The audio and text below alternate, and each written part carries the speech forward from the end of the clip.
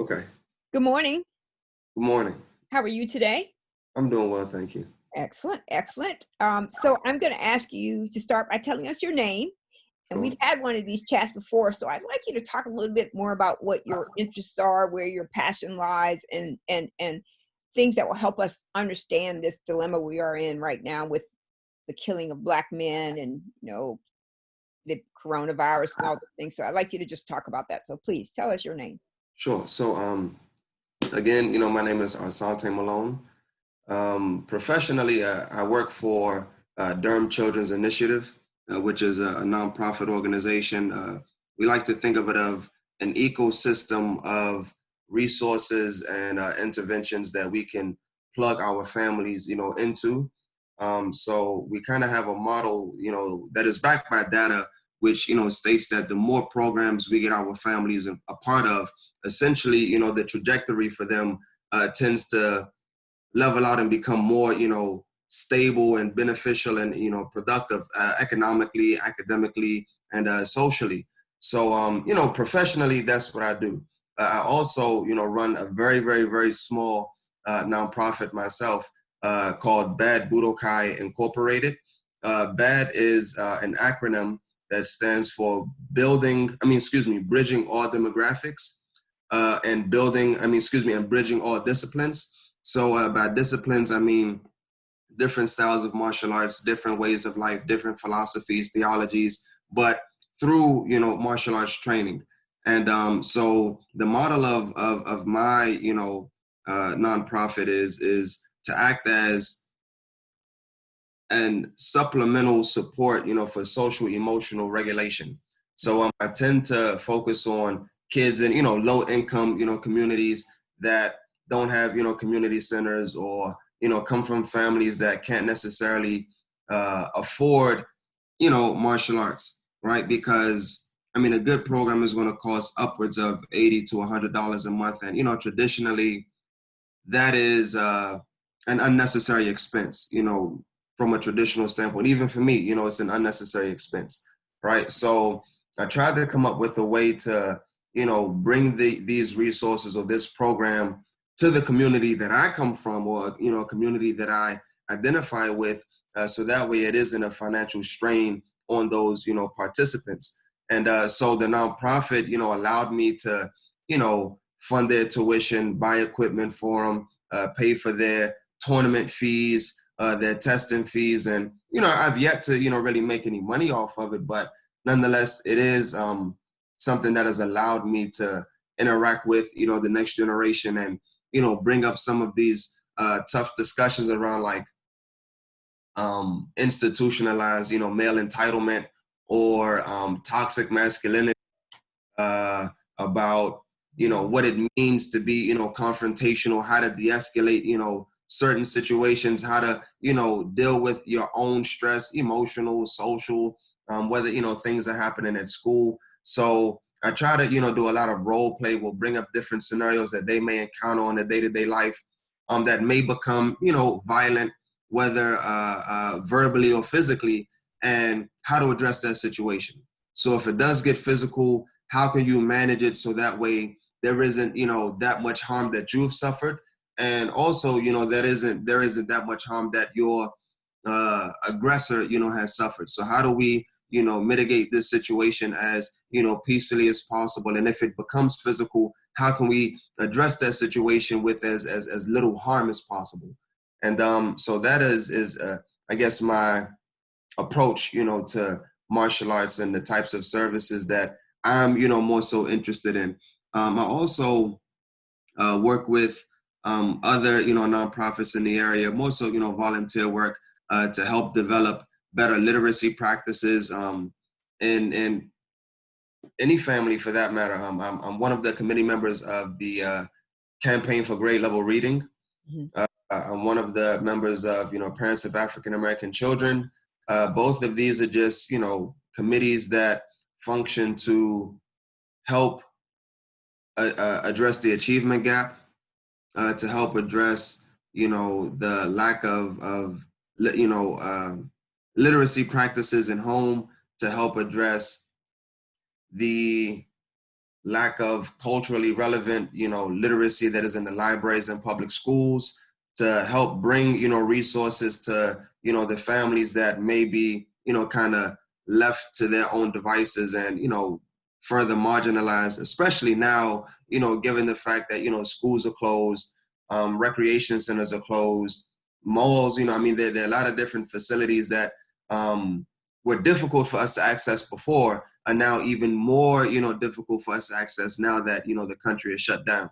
Right. So it is my job to essentially keep the ball rolling. So even though, the country has stopped to a certain degree, my job at, Durham Children's Initiative, or really our job is, how do we continue to provide families with some semblance of normacy, even though everything else around them has gone to chaos? So how can we continue to engage your children academically, or how can we provide, camps or therapeutic sessions or ways for them to, engage other children their age now that they can't, go to school, or they can't really socialize like they used to? How can we, still provide workshops and seminars for families that are facing housing insecurity, or food insecurity, or economic instability? So essentially we just plug these families into different programs that we have going, or different partners that have different initiatives going. And, essentially our job is to try to help address, as many ailments in the society that we can. That's pretty powerful. It sounds like you've got your fingers in a lot of pots, trying to address this issue. And it's very impressive to see young people really start stepping in and filling holes that, there are a lot of reasons why, as a Black community, we are always on the outside looking in, right? So to have young people who are trying to fill those gaps, trying to increase opportunities for people who are economically disadvantaged. And in that case, I don't think it covers race. I think it's just people who don't have access to various things. So I think that's very, very great work that you're doing. And as I've said before, I'm happy to help in any way I can. And I also told you, my husband is a third grade teacher in Durham Public Schools. And he started about maybe 3 or 4 years ago something called Books Boys Read, trying to find books that looked at people of color, that had ideals that was, in line with Black and brown communities, right? So Harry Potter and all those things wouldn't be a book that an average Black boy would read, because although it has a lot of fascinating pieces and parts to it, it's not aligned with where we are, economically, intellectually, all of those kinds of things, health, all of those things. It's just not aligned for that, because those books are like 300 or 400 pages, and so who has 300 or 400 page time to do that? So I think it would be really helpful if you and he could get together and figure out how to bridge some of the issues that you raised, specifically around literacy, because that's his passion. It's just literacy. Absolutely. Yeah. So that's really great. So I want to ask you a question, and I think we may have touched on this the last time we chatted, but can you tell us, so what does it mean to be a young Black man in America? Just simply, what is that definition, so that people who are listening to this can get some sense of understanding why we come at things the way we come at it. Why do we dress? Why do we talk? Why do we dance? Why do we move? All the things that make us culturally linked. Why is that so important to know, to think about how we get past systemic and institutional racism?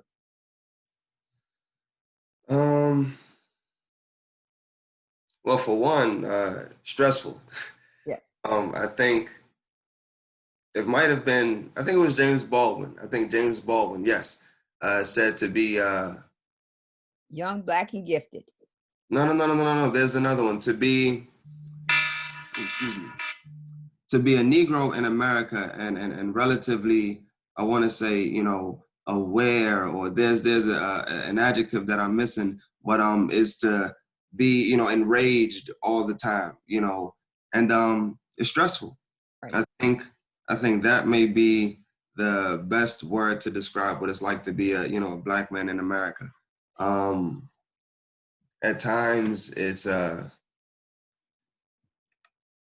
difficult to, I guess, see the silver lining, especially when you're aware of history, and you're somewhat aware of different policies that exist that make it virtually impossible to really institute some nationwide level of change, and it gets lonely, because even though there are always those pockets of Black men, or those circles of men that are doing this work, they're far too little. Mhm. And as you described earlier, you begin to feel somewhat like an island, because the things that you want to relate to people in, or to your people in, you can't necessarily relate to them. There are other things naturally that you can relate to in regards to our experience as Black people, but when we begin to have the conversations around what are we doing, or how are we going to do it, or how are we going to move forward, um, I think that's where you begin to see some of the disconnect, right? Like perfect example. Recently in the news, there was a rapper, Tory Lanez, that shot Meg Thee Stallion in the foot, right? And myself, and I call them my brothers, my little group chat. They're friends from high school, from college, so we're very close. But so we've just yesterday we were discussing how at the crux of the issue there's this subculture where really it's just Black men don't like or don't love Black women, and it manifests itself in so many other different ways. But when you see the mass support or justification for what took place, you have to question really what's going on. And so when we started having these conversations with other Black men or other people in general, there's this level of defensiveness among black men, and it's almost we've seen like everyone jumping out to talk about what they do to make Black women feel better, or to support them, or to love them, and it's it comes off as being very dismissive, right? But this is, I think, you know you can take this scenario and you can almost put it in almost other category of conversations around race relations, or the Black community, or what should we do, or how do we move forward, and you'll find similar responses. One, you'll find people that you really just can't relate to, because as I'm having this conversation with other Black men, it's like I can't relate to your perspective on the matter, right? But in the same token, it makes it really difficult to,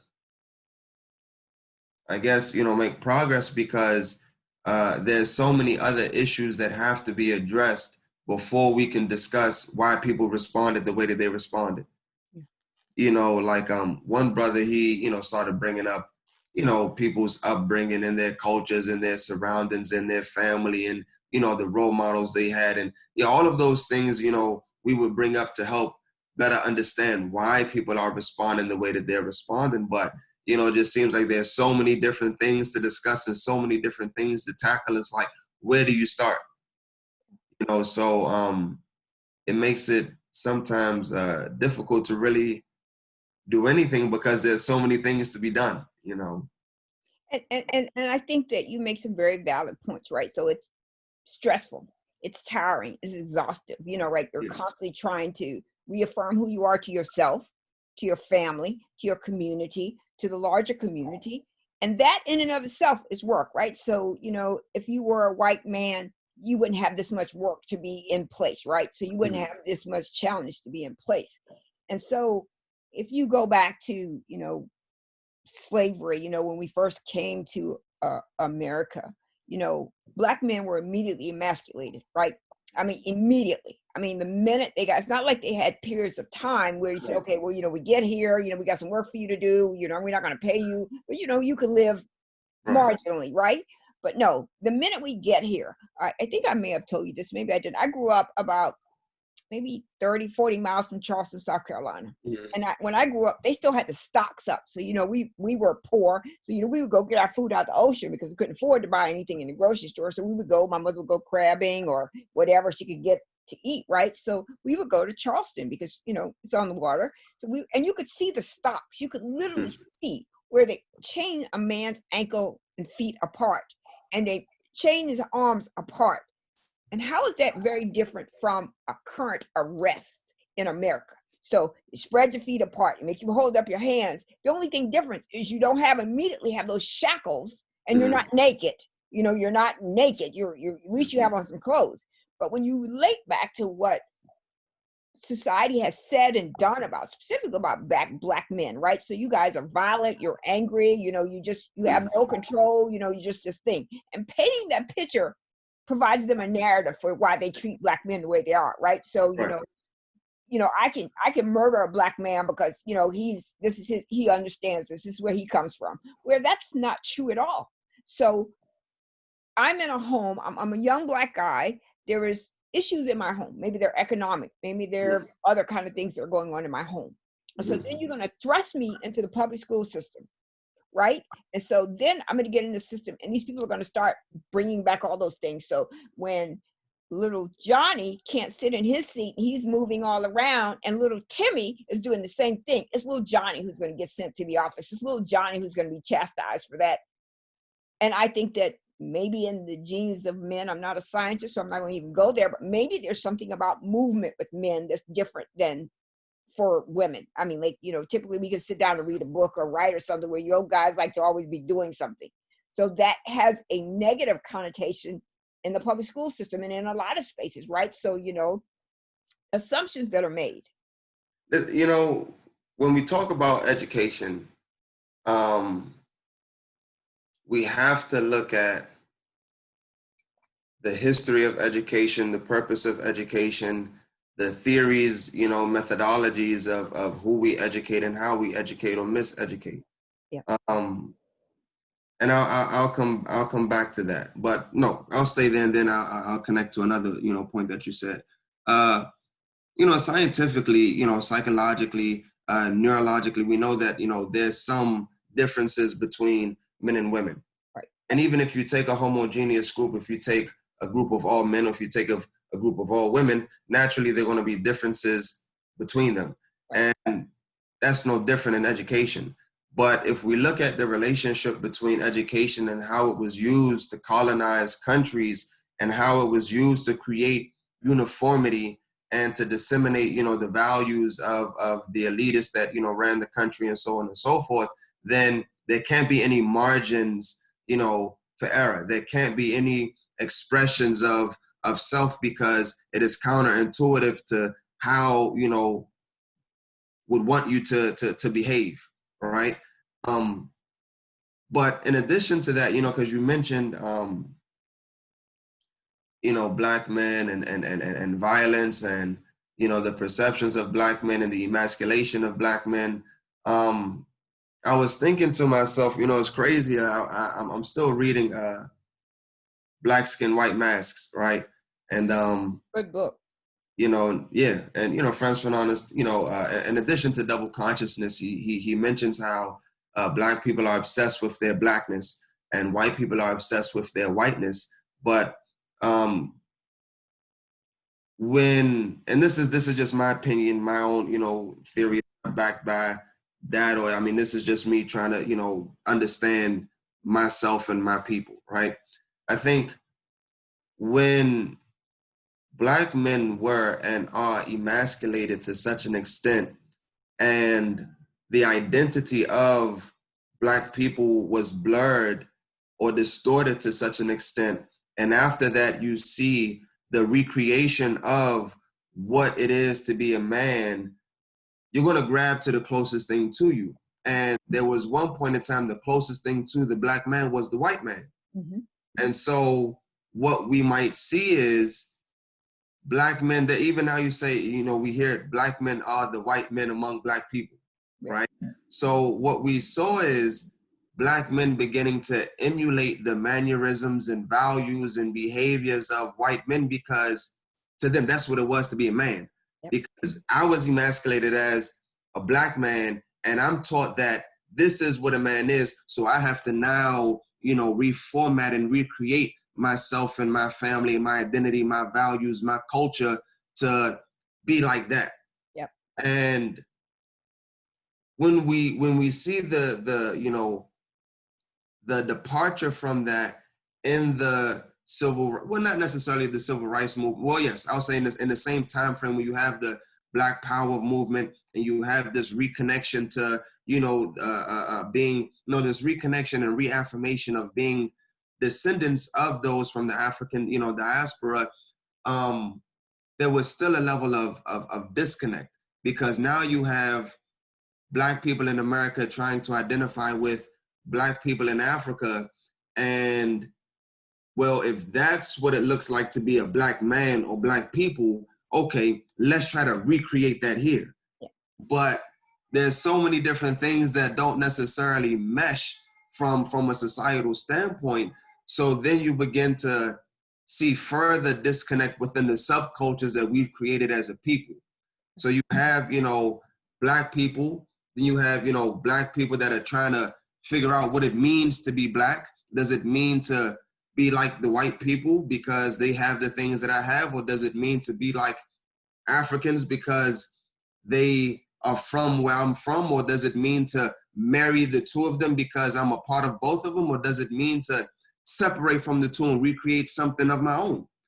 And because so many of us haven't answered those questions, it comes to a point where now we're beginning to question each other's Blackness, because we've created our own definitions of what it means to be Black, and we've yet to agree on a common identity.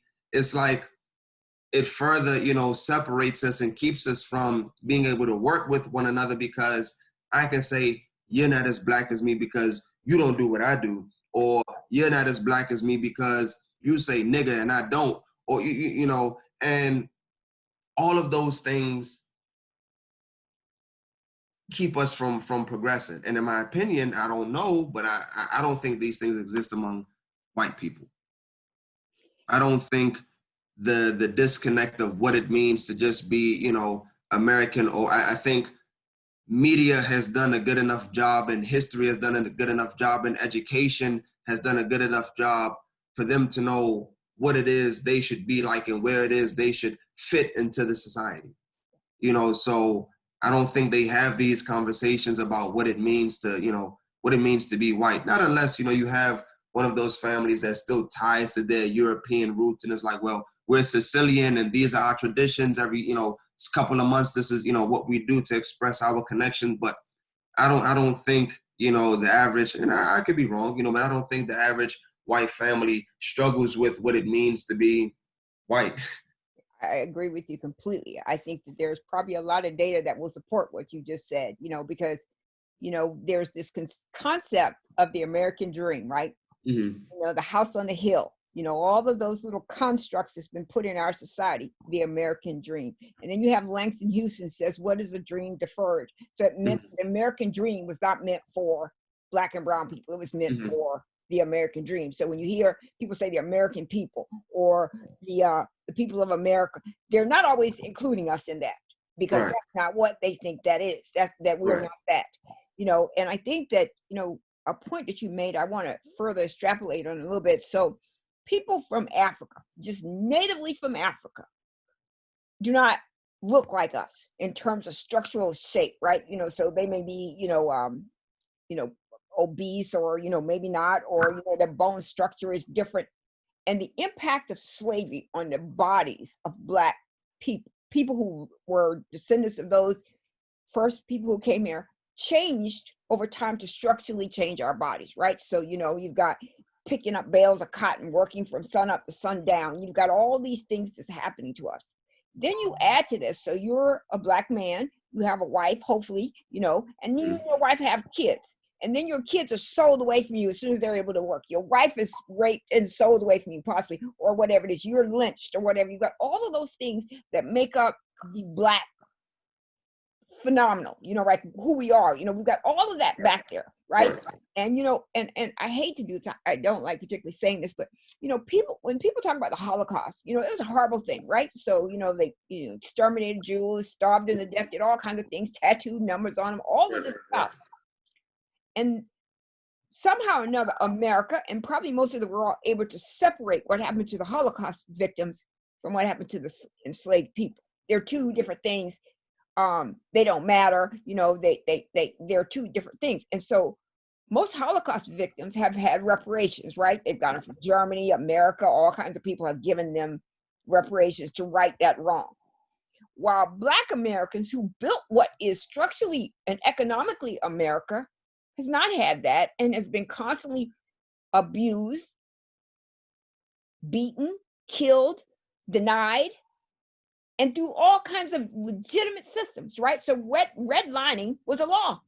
Black people cannot live here. They build these ghettos or these big buildings, and so we're going to stack you all over here. We're going to put the white family in this suburban place, and they're going to have land, and they're going to have places for the kids to play. They're going to have community, whereas we have competition, right? So we're living in the projects, living day to day. How can I get from here to there? So when white people look at us, they don't see all the pain that we are carrying from hundreds and hundreds and hundreds of years. And then the one little bright spot is Haiti. Haiti is the only country America has not defeated. No place in the world has defeated Haiti. All Black, poor, and every time you look, you see how oppressed Haiti is, right? So there are people struggling to come to America. They've got immigration rules in place to prevent them from doing that. And so white people see that as, this. That's the reason why Black people are so bad, is because of this or because of that. And I think that for Black men more than anything else, Black men and women need to come together on a common philosophy of who we are. The point that you make, right? So we don't have to see eye to eye. I do not use the N-word. I would never say the N-word because it was said to me so much as a child. I would never use that word. But we have to decide whether that word matters to us. We have to decide what's the important things that matter to us, right? So how do we leave our children a legacy? How do we protect our children? Every Black parent I have talked to says, you don't have to have this talk with my child. And I start having this talk with my child from 5, on up to adulthood, how to behave so you can come home safe tonight, I think the thing that really resonates with me in this talk is like, we are still living in the shadows of Jim Crow, right? Because you got light skin versus dark skin. I don't even know what the hell that means, so but somehow or another we have taken on these things. You got good hair versus not good hair. What the hell is that? And how do we allow that to continue to force us apart? Because it really does force us apart, right? So, white people don't care about that. They don't care about your hair. They don't care about how light or how dark you are, other than to say you're Black, and if you're in the elevator with me, I might need to move over here to this corner and put my pocketbook where you can't grab it, because that's how they see us, and just my one last point I'll make is the Central Park 5, right? So 5 young kids are accused of a crime. The prosecution made up a whole bunch of stuff, and then they come out, and then we come, how they see us, right? How do they see us? Sorry, I didn't mean to be this heavy so early in the morning. No, I mean, it's almost like we have become, I think it was Machiavelli, if I'm not mistaken, about how societies need to have a common enemy in order to, function, right? And we have to be seen. So there are 2 things, right? I think the way in which we are perceived is, one, a direct reflection of the atrocities that have been put on us. But I also think it is tied into this fear and this understanding of karma and justice that it's only a matter of time. Because if we look at, and I think, because earlier you mentioned why, is Islam this big scary thing? But if you look at history, the Ottoman Empire ruled the world for centuries. Yep. And relatively peacefully, I might add. Yeah. And from that in the world, you had the growth of science, math, health, medicine, right? Art, hygiene, and invention, philosophy, theology, spirit. And this was from the rulership of Muslims. Right. And we saw how the world began to change, as a result of the, crusades and the wars that came from that, and, the siphoning of resources from, different countries to, develop empires. And so none of those things really existed during the time of, the Ottoman Empire. People were, left to kind of live how they wanted to, leave what they wanted to. Economic stability was a norm. And then, so if we look at, we fast forward to, 2020, the biggest enemies in the world are Muslims and Black people. Yep. Yep. And the Ottomans were what? Muslims and Black people. Yep. Yeah, and I think that your point you made earlier is so important. I think you should say that again and expand on that a little bit. The world needs an enemy. They need an enemy to be against. Yeah. And so what's the obvious enemy, right? Skin color and hair, right? So, you can see it from a mile away. It's the easiest identifier. Right. You can see it a mile away. So where are your thoughts about why that exists and why it still continues to persist, even though we've had this sort of awakening in the death of Mr. Floyd, but why do you think that still persists, that we need a common enemy? What does that do for us as a society, not just Black, but all people? Why do we need a common enemy? Because it keeps us from having to do the heavy lifting. It's a lot of work to be a person. Yeah, amen. Person. Amen. To be objective, to listen, to be empathetic, to sympathize, to be courageous, to be generous, to, be selfless, takes a lot of work. Amen. And in our, society, having a lot of people like that is, again, counterintuitive to, I guess, who runs the country. If you have a society of thinkers, if you have a society of people that put others before them, a lot of the systems that we have in place will cease to exist. It will change everything. How we educate, how we marry, how we arrest, how we judge, how we, conduct business. Everything will change. And that would, hurt the pockets of a very small few, but a very powerful few. Yep. And, self-preservation, I always say this, especially when when I have like my martial arts classes, self-preservation is possibly the strongest human emotion you can encounter. And people are known to do heinous, things and very extraordinary, miraculous things when their life is on the line, or when they believe their life is on the line. And so if you have someone that has made it up in their mind that their time is running out, then that self-preservation kicks in, and you see this, extreme attempt to preserve one's identity, one's lineage, one's bloodline, one's resources, and the continuation of that to, for their offspring or their, their offspring. So if I control, the vast majority of the resources, but I'm a selfish individual who is paranoid and thinks that, the world is going to come after me and so on and so forth, then naturally, I gotta live like this. And if I'm in charge of education, it's gonna look like this. I can't have people, really out there be right. If I'm in charge of the judicial system, I'm going to behave like this, because any slack or any leniency is going to be a threat to my existence. Amen.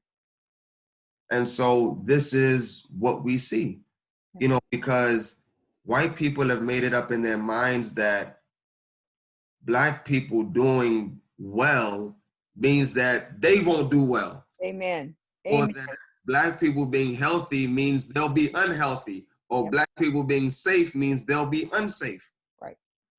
But again, that's that self-preservation. Is like, if there's only one apple left and both of us are going to die unless we eat that apple, either we share it or I'm going to eat the apple. It really all depends on who's sitting across from you.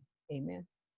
And the cultures that have gone into, the makeup of that person. And we live in a very individualistic society where every person is out for self. Right. And so, I mean, you can almost assume that most of us would choose ourselves before someone else, or most of us would choose to slight the other person instead of. And that's really, the unfortunate thing. And I think that contributes to, all of the work that really needs to be done individually, but also on a societal level. And I think with them, what's in it for me, piece, and the me-ism really does matter. Yeah. And I think your point about, if you do well, I can't do well. Right. And I think that's so ingrained in the Black communities that we actually apply that to ourselves, right? So, absolutely. Right, so back in the day, there used to be this analogy. You hear old Black women say it, like crabs in a bucket, right? So the crab yank that sucker back down, you ain't getting out this bucket. And then when you get a few that do get out, their reach back is not always enough to get all the crabs out of the bucket, right? So you have all of these things that's there. So I think that one of the most important things in this discussion that we need to continue to have, and I really encourage you to talk more about this with your communities and try to think about this, is like, how do we come to our common purpose, right? So what are the places that Black people go to shop, to eat, to whatever, more than anything else, right? So we go to the Black barber shop or the Black beauty salon to get our hair done. We can go to the soul food restaurant, get ourselves something to eat, and we stop. We come to a screeching halt, so if there's a Black dentist, a Black doctor, a Black whatever it is, we don't make our ways there, because not only do the distrust of white Americans exist, the distrust of Black Americans exist. Absolutely. We have been fed that so long, when you look at, how we've been portrayed in the media, right? So, you have things like Medicaid, welfare. So the way the story is spun, the majority of people on welfare are Black. And that's such a lie that it's even inconceivable. We don't make up enough of the population to be the majority of people on welfare. Or that this crack mother is going to sell her crack baby, which makes us inhuman, right? Because anybody who would do something horrible like that makes us inhuman. And the fact is, every society, I don't care how rich, how poor it is, has those exact same things in their society. But for Black people, that's how we're defined, right? So you are violent, angry, I don't even know all the stereotypes, but whatever it is, they're all there. And then you have things that are just beyond your control, right? So the thickness of your lips, your hips, your hair, all these other things laid on top of you, and say, okay, go out there and be a productive citizen. How is that possible? How do you do that when you are constantly being told that you are bad and wrong? And I'll give you one example. Perm, Black women, straight long hair. Why? Or these audacious weaves? Why? What do they say? What do they say about how we see ourselves? Because my hair don't grow like that. I mean, my hair ain't down my butt, you know, it ain't there. And I mean, I think it's attractive. A lot of attractive women with these things. But what is it that Right. you're saying about yourself and how you see yourself? So that was 2 questions. Well, I'm always cautious about, matters specific to Black women. So I'll share what I've learned on that matter. There are many different reasons why. Let's discuss the hair, right? Like the natural hair, phenomenon or lack thereof. There are many different reasons, and I think they've changed over the times why women, or men for that matter, have sought to alter their hair from its natural state. And at one point in time, yes, it was done to assimilate, it was done to appease whites, it was done because of the perception of Blackness was so negative that anything that could identify you as such had to be ironed out and done away with, right? Because it was offensive. Right. But after the awakening of self-love and what it meant to be Black and reattaching oneself to one's roots, we saw a detachment from that. And I think in modern days those reasons fluctuate. They still exist, but I think you have some people that do it because they just like it because they like it. Mm-hmm. Some that do it because they like it because it makes them appear, more acceptable, and right, appear to be less threatening or appear to be more acceptable in certain settings. Amen. Do it because I don't know. You may have the mother that I don't really have the time to always braid and wash and maintain. So let me just put it in these braids and I'll get to it on a monthly. So I mean, the reasons vary. And in those parents, like for example, my mother, my sister wore box braids for many different years. Her hair was never permed, but she wasn't making that decision because she didn't like her natural hair or because she wanted to have this long hair that God didn't bless her with. She did so because it was just more convenient to do so at the time. Right. Because that is what her lifestyle needed her hair to look like, because that's just what it was. But you still have nowadays people that identify with all parts of the spectrum. You still have that self-hate, that internalized racism. And we can see this, like I mentioned before, my family has their roots in the Caribbean. So we still have bleaching, in the Caribbean. We still have bleaching in Africa. We still have bleaching in different parts of the world. We still have, I'm currently in like a Yoda certification course, right? And I'll connect it. But anyways, it's specifically for Black people. But nonetheless, one of the, one person in the group just Googled, I think like yoga instructor or something, and screenshotted the results. It was all white people. Mm-hmm. But so why I bring that up is because, so even when we look at the yardstick with which we measure what is beauty, it is Eurocentric. Mm-hmm. So I think nowadays, a lot of people have a lot of different reasons for, why they do what they do. And I think, sometimes we may question people's motivations behind why they perm or don't perm, or why they, lock or don't lock, or why they love their natural hair, don't love their natural hair. But I think without having a conversation with each one of those individuals, or without tying that one act with, a stream of other behaviors that they exhibit, I think it's unfair to kind of say, Black women in general or people in general are doing that because they want to, appear to be less threatening, or they want to appease whites. Do they exist? Absolutely. But I think this is one of those conversations, or one of those categories in which you really have to address everyone individually. Right.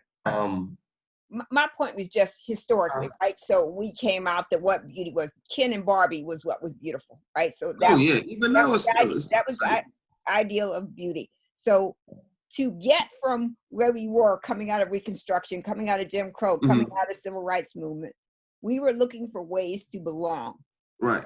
in the larger group, right? Right. And so, you know, even today, if you're tall and dark, you are frightening. I mean, unfortunately, that's true. If you're tall and dark, you are frightening. And for some reason, we have been trying to. I don't know how much you know about the Latino community, but there was a book that was written probably about 20 years ago. It says, "What color is your abuelo?" I won't translate it in Spanish, but what color is your grandmother? Right. So colorism has existed for a long time because we have been told so much how bad it is to be Black. I mean, to be dark skinned or to have kinky hair, or how bad that is. Like, it's just absolutely the worst. And I'm sure you've heard of the Crown Act that some of the states are starting to adopt that says that people can wear their hair, can't get fired because they wear their hair however they want to wear their hair. That right there. Now, right. You know. But you know, again, all of this, you know, ties into how Black people have to be perceived. I mean, because when we look at it from a historical standpoint, there was a point in time in which Black people ruled the known world. Amen. And now it is different. Now white people rule the known world. So in order to maintain that, it's either your maintenance is going to be self-sustained because the system is just that grand and we don't want to change it, or you're going to have to force people to go along with the program so that way the rule is maintained. And part of that program is perceiving people, Black people, other people, non-white people, a certain way, because perceiving them in any other way is a threat to the kingdom we've established. Amen. You know, we can't have you starting to identify with the peasants, because once you identify with the peasants and the peasants begin to identify with you, they'll begin to request more. They'll begin to demand more. And I mean, and look what happened after, you know, people started reading again. Right. They started to request more, started to demand more. Right. What happened when people started to, you know, have a better understanding of the discrimination that was taking place in their communities? They started to request more. You know, what happened when white communities started to realize that, hold on, there's some truth to what they're saying. They started to request, you see, so we can't have this. We can't have it. And goes back to self-preservation. All of these things are counterintuitive to the kingdom that we have established after we did away with, you know, the Blacks, the Moors, the Muslims. After we did away with them, and this is what we've, you know, established for ourselves, this is how we need to maintain it. Right. So you see this this globalization of media, right? I lived in Saudi Arabia, but I was watching Nickelodeon. You know, you see this globalization of media. You see this globalization of American culture or European culture. And all of those things are intentional. It's intentional because, again, we have to create as much as possible a homogeneous collective so that way there isn't a threat to what we've established. Because we've been taught that through diversity, there has to be tension, there has to be beef, there has to be turmoil, there can't be appreciation. Right. But in Islam, right, you know, in the Quran, إِنَّا جَعَلْنَاكُمْ شُعُوبًا وَقَبَائِلَ لِتَعَارَفُوا. We have created you in tribes and nations so that you appreciate the diversity in one another. Absolutely. That is so beautiful.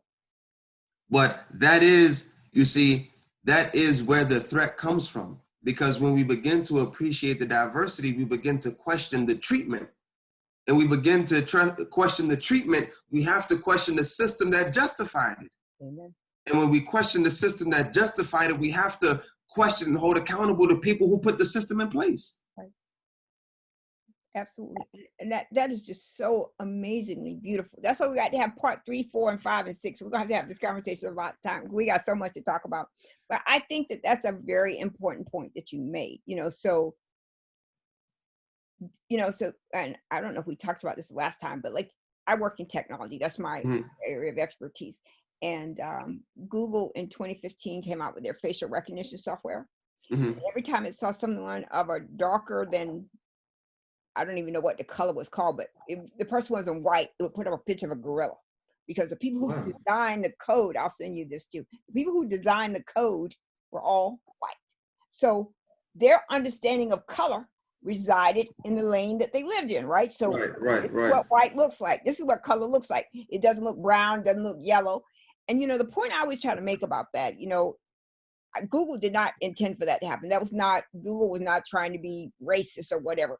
But it's what happens when you don't have diversity. It happens when you don't have diverse ideas, diverse persons, diverse concepts. You have just this white thing that's out there, and it's constantly tripping over itself, right? So, Google and all the other Silicon Valley, all of them are tripping over themselves. Although they're making gazillion dollars, they're tripping over themselves because they're constantly recognizing how much they're doing to hurt marginalized communities. Mm-hmm. So, and your point about tribes, I equate that to trees. So I'm a tree hugger. I love trees, love nature. God did not make only an oak tree or a magnolia tree or whatever tree, pine tree, whatever tree you want it to be. He made a whole bunch of different trees. And that's what humanity is, a whole bunch of different trees. And it's necessary. So in my yard, I have a magnolia, I have a crepe myrtle, I have all these trees, and they all live together in harmony. The pine sheds all its leaves over there, makes a nice bed, which makes it, compost easily. So you got all these things happening. Yet in our larger society, we don't see the value of that. If a white person walked out to their house, the only thing they saw out there was a magnolia tree. Nothing else grows but a magnolia tree.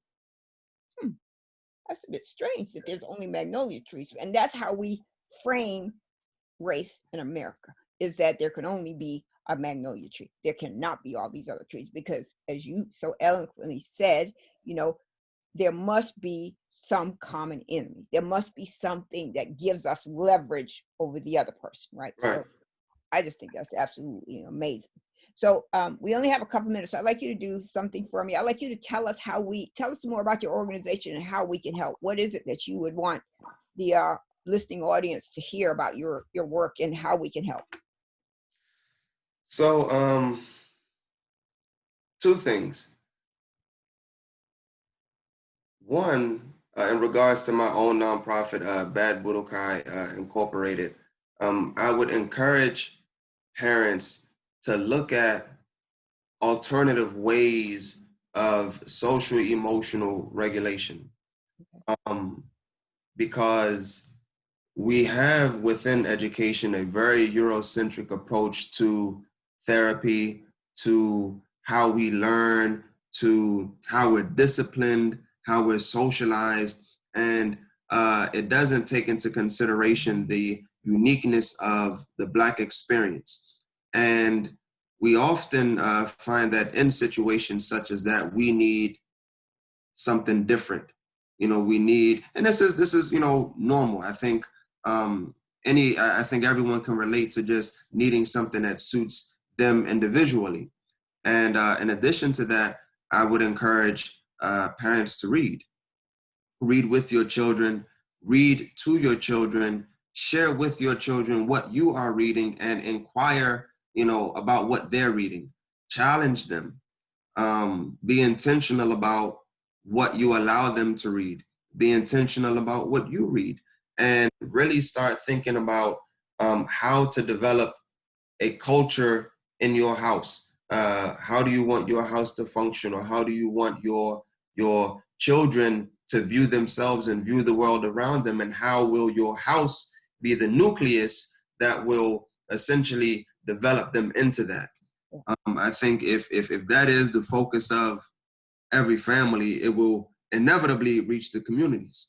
If every family is really intentional about developing objective thinkers that question their own motives and motivations, so we have metacognition, or question the roles in which they play in the things that go on around them, so we have critical thinking, critical analysis, we have build these skills within our children, so that way they question the things around them.